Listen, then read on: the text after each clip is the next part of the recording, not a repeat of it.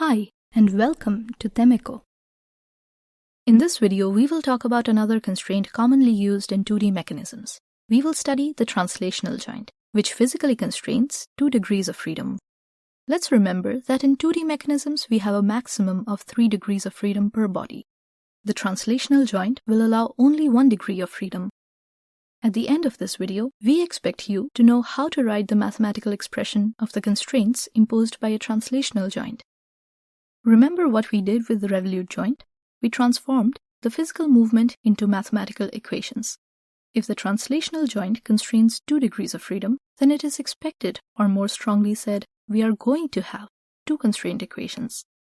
First, let's bring from our imagination the simple 2-body system. It would look something like this. To derive the mathematical expressions, we will use a rod and a block. We need to have an inertial reference system with axes x and y, and we will draw in each of the bodies a local coordinate system. Coordinate system A for the rod and coordinate system B for the block. Although the local systems seem to be aligned, we could have drawn these systems with any arbitrary orientation. I will now write the first condition. There is no relative rotation between the 2 bodies. I can express this mathematically by saying that the difference between the angle of the rod and the angle of the block represented by the orientations of their local reference systems must be constant during the entire time. That is, theta A minus theta B equals C. Again, this is the mathematical representation of the condition, but it is not the constraint equation we need. But with a little bit of rearranging, we can have our constraint equation. It looks like this. C1 is theta A minus theta B minus C equals 0. In this case, C represents the initial angle difference between the 2 body reference systems. Remember that I mentioned that it was not necessary to have the 2 body reference systems aligned. Well, this is why. The constant C will take care of this initial, and I would say constant misalignment. Let's jump to the second condition. The block can only translate along a prescribed direction vector. Whoa, how do we write this mathematically? First, we notice that we need a prescribed direction vector, but from where to where, or how to construct it? Let's make an inventory of what we have until now.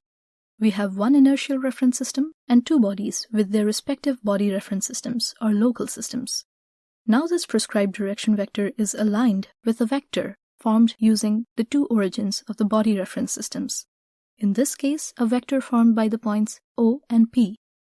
The prescribed direction vector is drawn as a unit vector using the points O and P.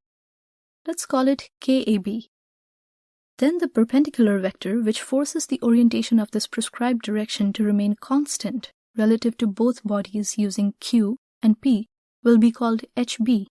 The prescribed direction vector is written as KAB equals RBP minus RAO, which equals RB plus AB U bar BP minus RA minus AA U bar AO. Now the real magic happens when we impose the constraint of perpendicularity. Let's refresh the scalar multiplication of 2 vectors. The scalar multiplication gives out 2 important pieces of information when the resultant value is 0. If this happens, it means that the angle between both vectors is 90 degrees. And this is the perpendicularity condition or constraint we are looking for. This is C2 is HB transpose times KAB equals 0. We have vector KAB, but we are missing the vector HB. Let's construct it. Vector HB is HB equals RB plus AB U bar BP minus RB minus AB U bar BQ equals AB multiplied by U bar BP minus U bar BQ.